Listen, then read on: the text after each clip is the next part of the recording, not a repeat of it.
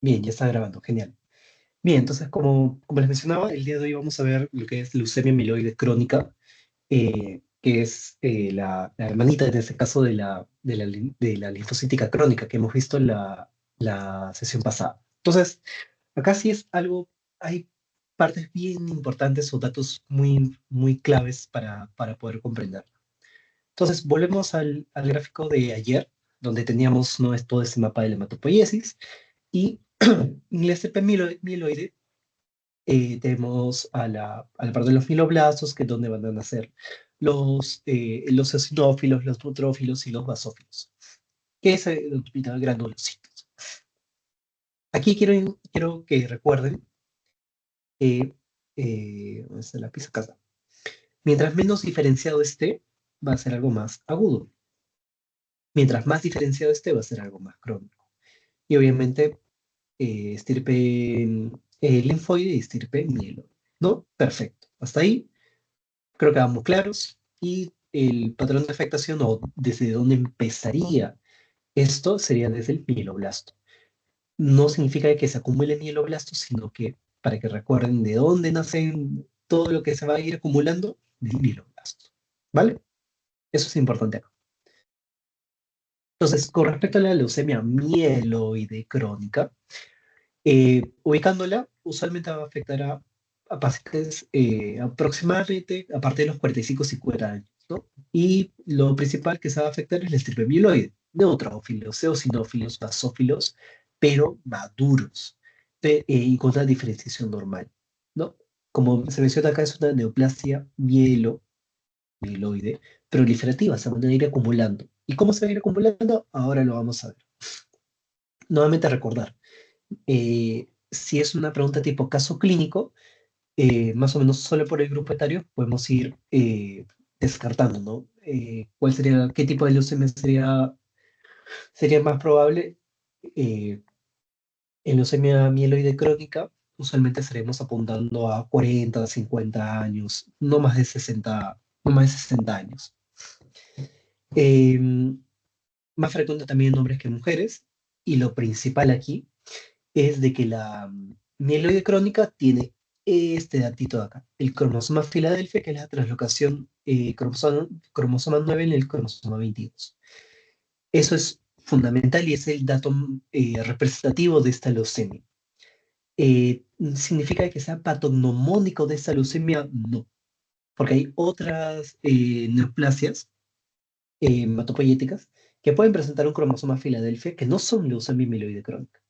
Pero para poder yo saber que el cuadro clínico y de mis exámenes auxiliares es de una leucemia mieloide crónica, sí o sí debe tener el cromosoma Filadelfia. Solo como dato que creo no les ha mencionado en la clase, hay otro tipo de leucemia que es la leucemia granulocítica crónica. ¿Cuál es la diferencia aquí? Es básicamente lo mismo, pero aquí no hay Filadelfia, solamente para que lo tengan en cuenta. ¿Por qué les digo esto? Para que recuerden, este dato de acá es el más importante de esta clase. Leucemia mieloide crónica, cromosoma Filadelfia. Nada más. ¿Vale? Entonces, hasta aquí pasamos a esto, ¿no? Como les pongo acá y siempre les voy a poner en todo, casi en todas las diapos está la fija, la pepita de acá es de que el cromosoma Filadelfia es la translocación 922. 922. Siempre las translocaciones tratan de recordarlas como si fueran horas. Las 922 y bueno, ¿no? Que es el gen PCR, que es el 22, y el ABL, que es el 9. No se trasloca el 9 en el 22 y con algunas otras elecciones que no son tan importantes, pero lo importante es esto. Es aquí, de translocación 922. Hay otras cosas que también pueden generar esta translocación, como la radiación o una alteración genética. Incluso una predisposición familiar puede estar presente aquí, ¿no? Entonces, parte de aquí, tenemos el BTR, ABL1 se fusiona, genera una proteína de fusión y tiene esto, una actividad tirosina catalítica. Entonces, Como saben, en la leucemia yo tengo una célula clonal, ¿no? Pero solamente una no me va a decir de que yo tengo una leucemia, sino más bien la acumulación de mutaciones de células madres pluripotentes, en este caso serían mieloblastos, pero lo que se acumula aquí son los granulocitos. Y la hematopoiesis en la médula ósea se desregula. Eso es importante acá, para poder diferenciar un poco de la linfocítica, que lo veíamos un poco más como un espectro, ¿no? Entre si podía ser entre una leucemia linfocítica crónica, un linfoma de células pequeñas, pero acá lo importante es de que la desregulación hematopoyética es predominantemente en médula ósea, ¿no? Y se forma un... ¿Por qué, por qué se genera eso, no? Solamente tenemos una célula con un receptor, receptor tirosinquinasa, ¿no? Que para generar nuevos granulocitos va a tener ciertas señalizaciones. En este caso, en la mieloide crónica, esta actividad tirosinquinasa es persistente, a a todo dar, no para, y por eso se acumula. Sigue produciendo granulocito, granulocito, granulocito, Eh, y a partir de ahí se empieza a formar todos los hallazgos que vamos a ver más adelante. Y acá se lo pongo abajito para que no se olvide. La acumulación es por la actividad persistente del receptor tirosinquinasa. Y bueno, eso es un poco más de la mutación, ¿no?, que habíamos visto, el cromosoma Filadelfia, ¿no? Una proteína de fusión quimérica con actividad tirosinquinasa, un mecanismo que no se conoce del todo y genera una proliferación de células mieloides en la médula ósea. Es lo que está a la izquierda es lo mismo que está a la derecha, más o menos para que se entienda. Hasta esta parte, ¿se entiende? ¿Prefieren que repita de nuevo? ¿Todo bien? ¿Todo en orden?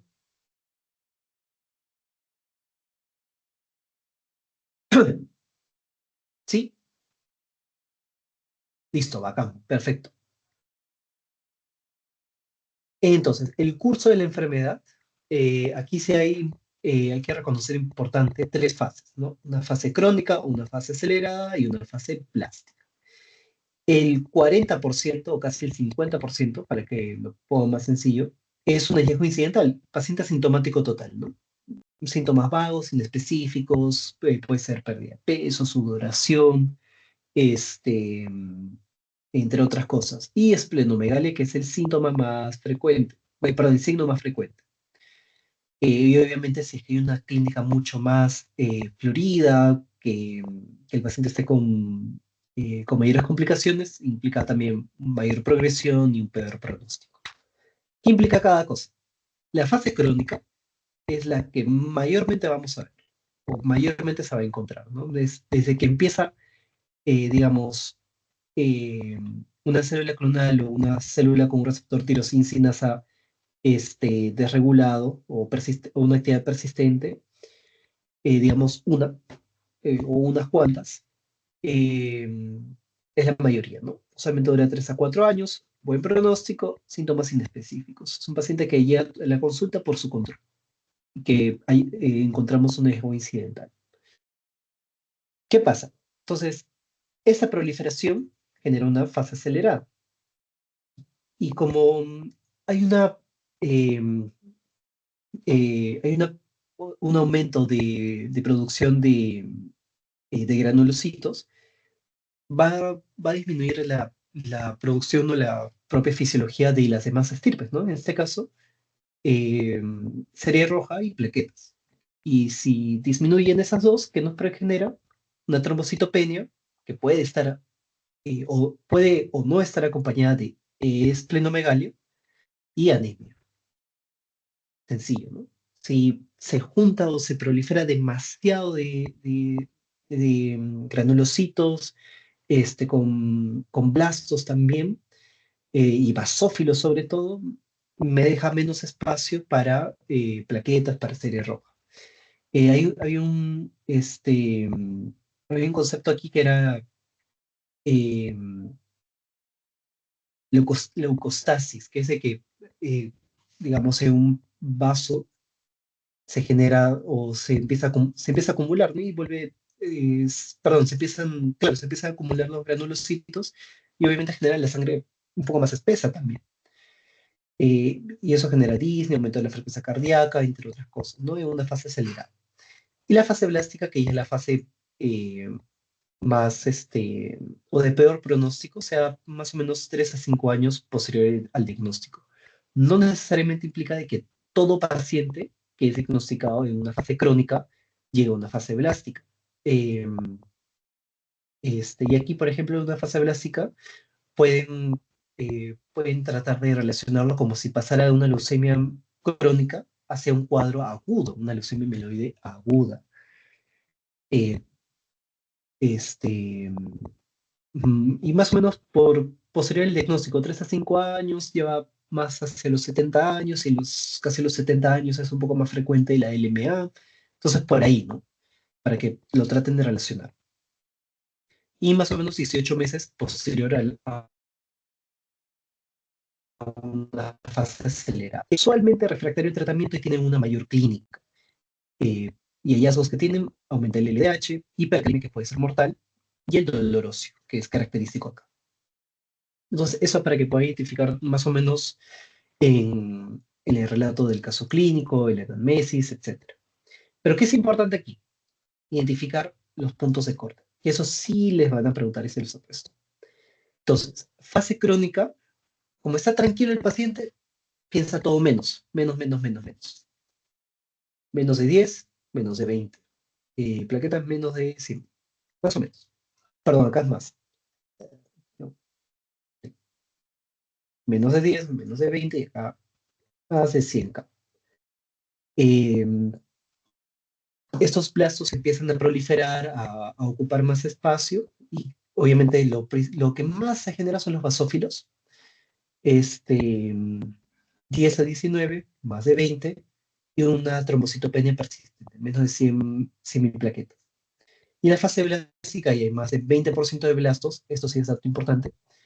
Ya no importa tanto los basófilos, pero hay dos cosas importantes. Hay una producción extramedular, fuera de la médula, o sea, acá nuevamente vuelvo acá. La hematopoiesis desregulada es principalmente en médula. Entonces, si es principalmente aquí, si está fuera de mi foco principal de afectación, significa de que ya está progresando y un peor pronóstico, lo que les pongo acá también. Traten de relacionar siempre. Y en la médula ósea, obviamente, hay focos grandes, clústeres muy marcados de estos blastos, ¿no? Y obviamente presencia de cromosoma Filadelfia con o sin esplenomegalia. No es necesario que haya esplenomegalia para poder determinar que haya o no esta leucemia, pero sí o sí cromosoma Filadelfia. Eso, por favor, acuérdense. Cromosoma Filadelfia nuevamente.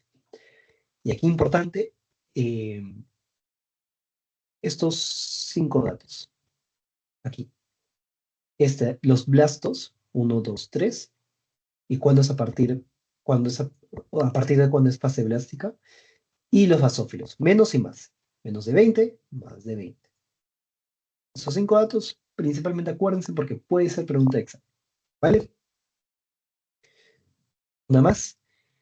En torno al diagnóstico, es importante identificar esto, ¿no? El cromosoma Filadelfia, y ya lo hemos hablado. Nuevamente, cromosoma Filadelfia, BSR, ABL 1, que es una translocación, cromosoma 9, cromosoma 22. Por favor, no se olviden de eso. Fija, más fija que esta no puede haber. Así que eso sí, ténganlo muy en cuenta. Y obviamente esas transcripciones en sangre periférica, pero principalmente médula ósea. Nuevamente se los pongo acá. Todo está aquí, en la fisiopatología. La desregulación de la hematopoiesis es en la médula ósea. ¿Vale? ¿Y con qué método determino esto? De que tengo efectivamente este cromosoma Filadelfia. PCR con metodología de transcriptasa reversa. Sencillo. Transcriptasa reversa, eso sí lo han preguntado, así que ténganlo en cuenta. Nuevamente, clínicamente el signo más frecuente es la esplenomegalia por la infiltración granulocítica.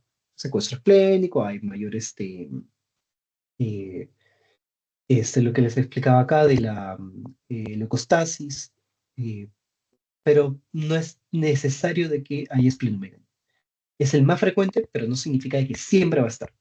Acuérdense de eso. Y en los paraclínicos o auxiliares, como dicen llamarlo, hay leucocitos, perdón, en la serie de Planck hay granulocitos en todas sus etapas. Y eso lo vamos a ver acá.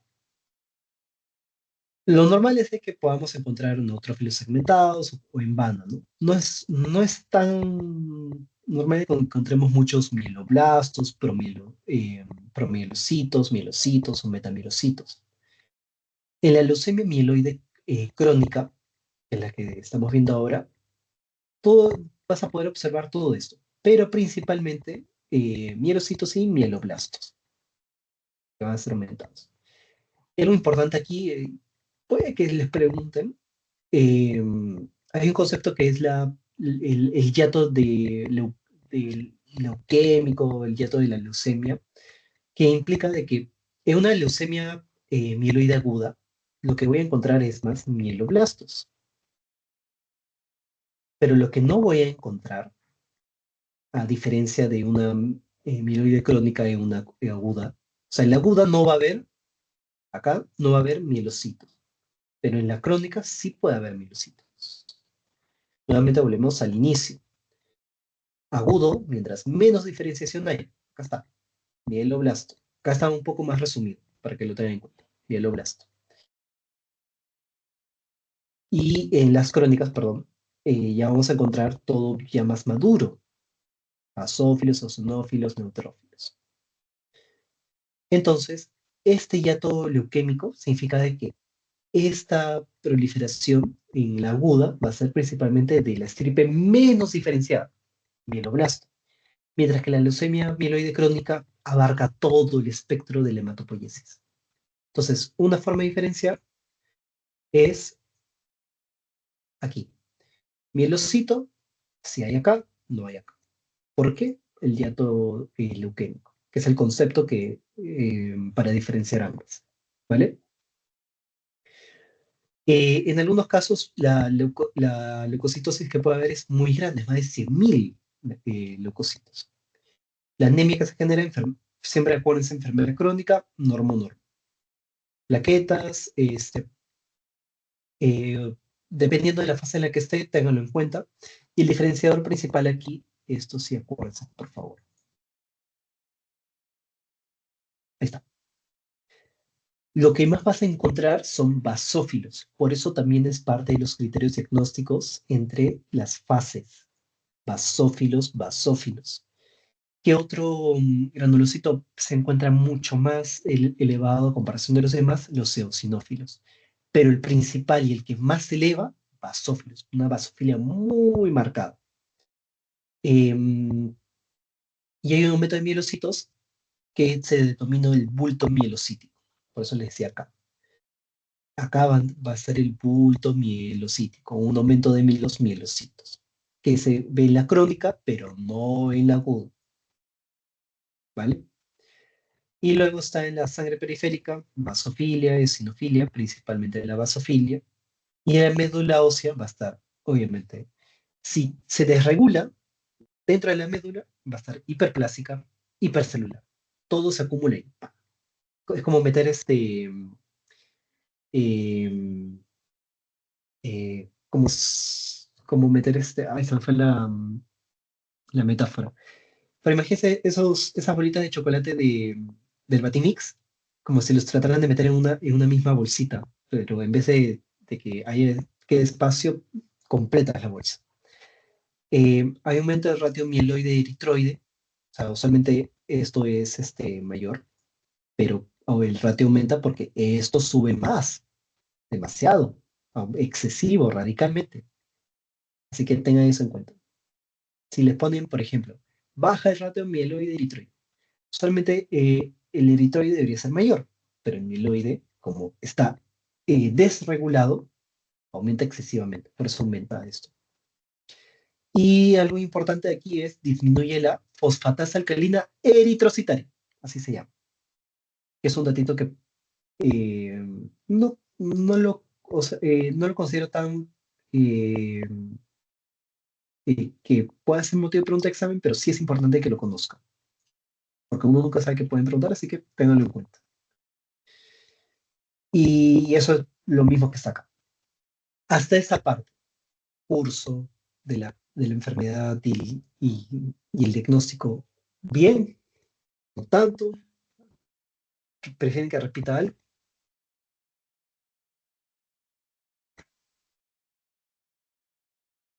¿sí? Bacán, perfecto. Seguimos entonces. Brindy, ¿querías decir algo o te interrumpí? Ah, Disculpa. sí, No, dale. sí, disculpe. ¿Podría repetir, por favor, eso del de la leucemia, por favor? Discúlpame, no te escuché nada bien. ¿Lo podrías dejar en el chat? Te espero tranquilamente, no te preocupes, no hay ninguna por. O me lo Ya. escribes por interno y porque no te escucho muy bien, perdóname. Estoy atento, pero prefiero mantener aquí o resolver todas las dudas ahora y seguimos. Ah, ya, el hiato. Ya me dijeron que. Ya, entonces, volvemos. Bien, entonces, eso es más o menos el desarrollo hematopoyético de, eh, de la estirpe mieloide, ¿no? Por ejemplo, para llegar a un neutrófilo, pasa de mieloblasto, promielocito, mielocito, metamielocito, y aquí ya, por ejemplo, se diferencia, ¿no? Un neutrófilo en banda, un neutrófilo segmentado, etc. Lo importante aquí es hasta acá.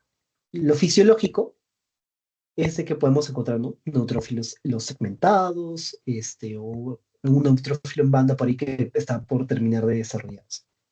¿Qué pasa aquí?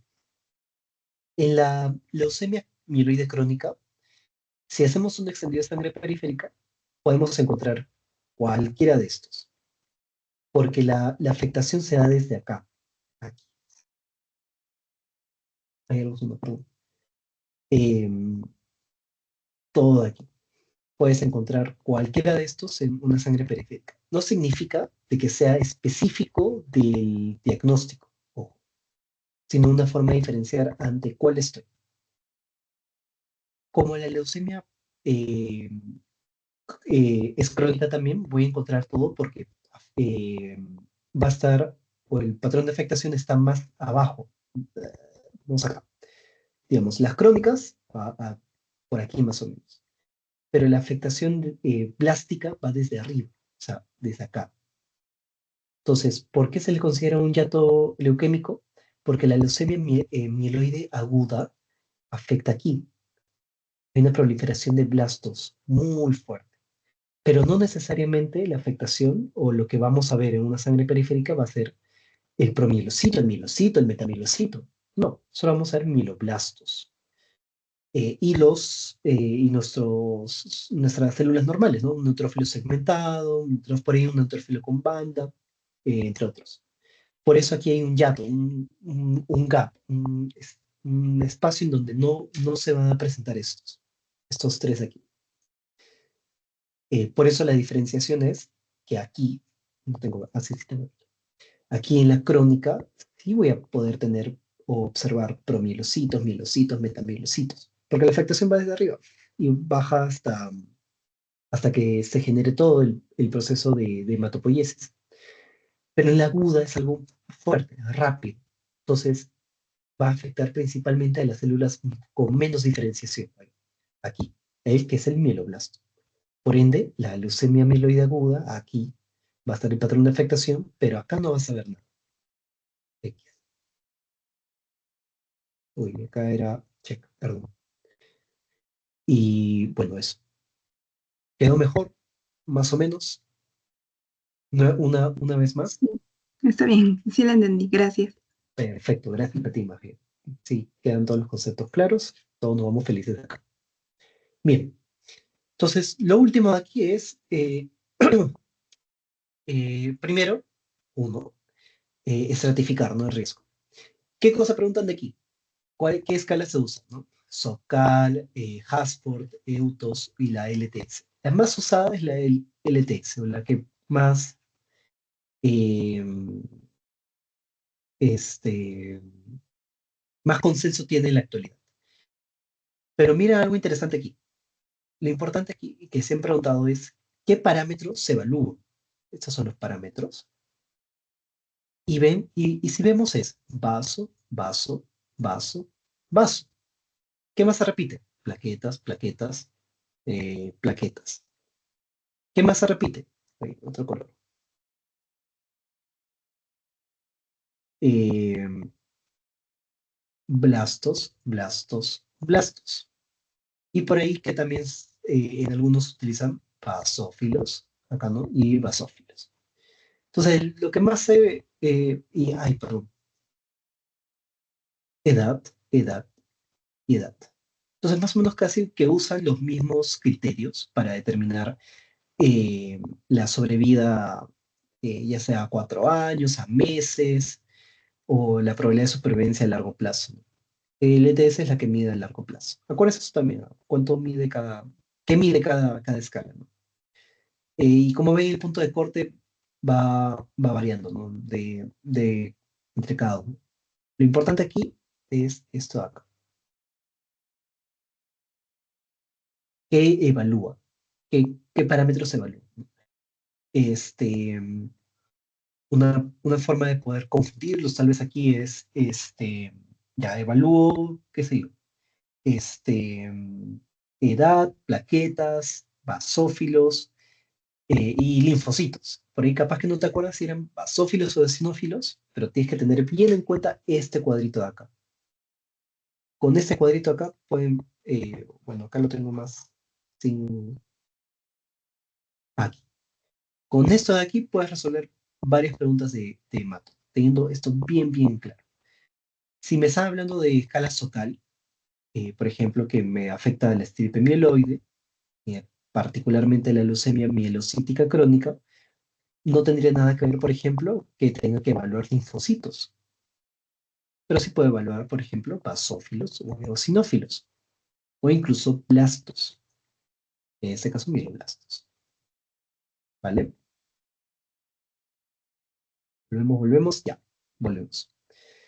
Entonces, tenemos tres, y ahora para el manejo tenemos tres opciones terapéuticas, ¿no? Los agentes citotóxicos, los inhibidores de la tirosinquinasa. ¿Por qué inhibidores de tirosinquinasa? Volvemos aquí.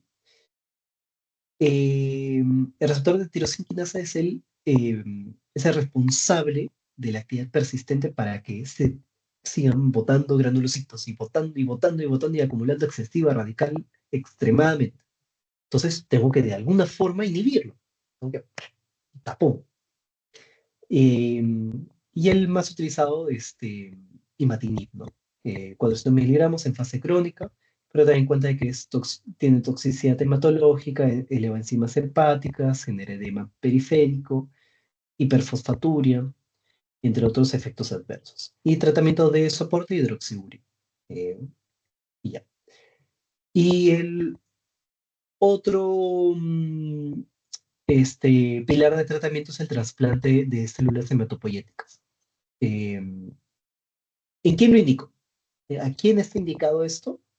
Paciente joven que va a poder soportar todo el tratamiento y sobre todo que va a tener como se va a poder aumentar la sobrevida considerablemente, que, ya que hay una revisión baja conforme avanza, conforme progresa. Mientras más progresa, mientras más lo trato en una fase blástica, menos remisión o menos capacidad de poder volver o de tratarlo al paciente, ¿no?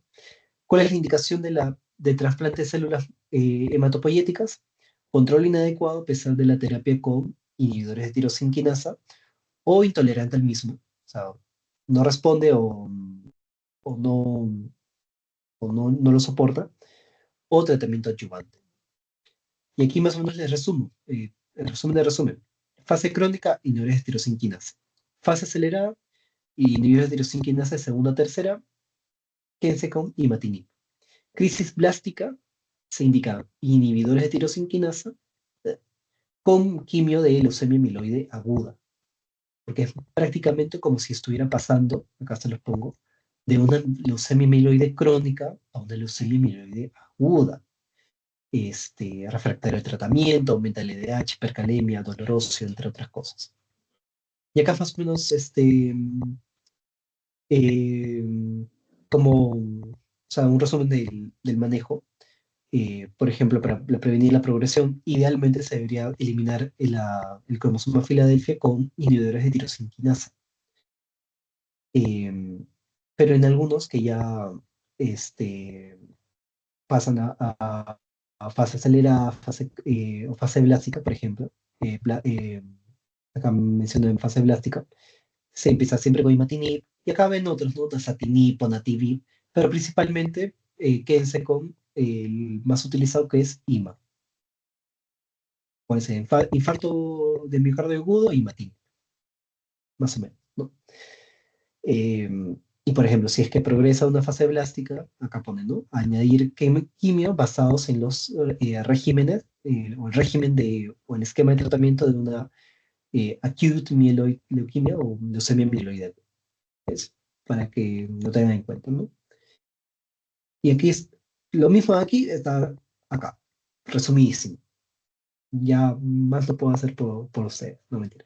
Siempre se puede hacer un poco más. Entonces, resumen. Fase crónica o el tratamiento inicial, inhibidor de tirosinquinasa. ¿Por qué? Porque es el que está persistentemente generando todos esos granulocitos y acumulando células. ¿Cuál es? Imatinib, 400 miligramos. Si no responde o no lo tolera, trasplante de células hematopoyéticas. Eh, si está en crisis plástica, puede indicar quimioterapia. ¿Y qué, y para evaluar el riesgo, la escala, o perdón, la sobrevida a cierto tiempo, hay diferentes escalas y que evalúan casi que lo mismo. Edad, vaso, plaquetas, blastos, basófilos. Suficiente con eso.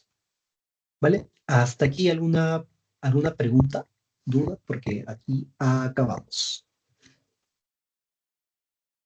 Y justo 30 minutos también. ¿Todo bien? ¿Todo en orden? Sí. ¿Tiene una duda? Consulta. Bien, veo su chat, bacán. Entonces déjame compartir.